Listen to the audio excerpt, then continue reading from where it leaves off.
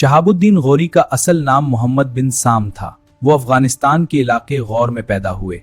ये इलाका पहाड़ी था और यहाँ के लोग बहादुर और जंगजू मशहूर थे। पैदाइश तकरीबन 1139 सन भाई। हुकूमत को मजबूत करना हमारा मकसद है, हम मिलकर इसे मजबूत करेंगे।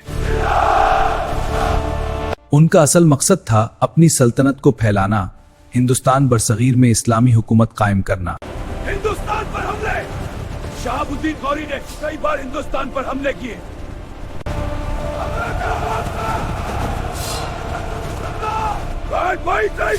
गौरी, तेरी हिम्मत कैसे हुई मेरे रातों चिजारा ये बनकर नहीं? नतीजा गौरी को शिकस्त हुई। शिकस्त?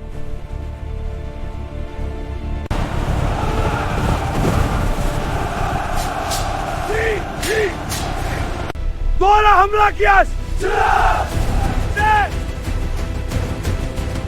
इस बार जबरदस्त हिकमत अमली अपनाई। मैं हार नहीं मानूंगा। मेरी हार तय है बरसारी। दिल्ली और शुमाली हिंदुस्तान पर कब्जा।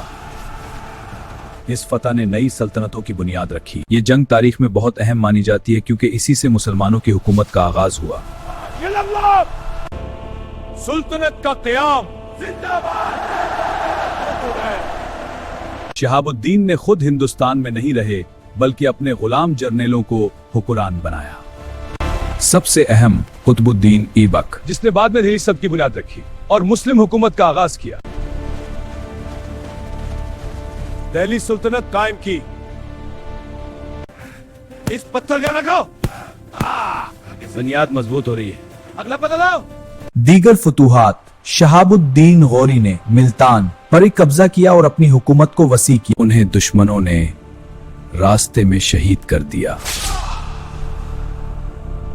हिंदुस्तान में मुस्लिम हुकूमत की बुनियाद रखी। दिल्ली सल्तनत के क़याम का रास्ता हमवार किया। फतूहात और ताकत के जरिए एक मजबूत बुनियाद रखी गई। हमारी बहादुरी और हिकमत अमली मशहूर है।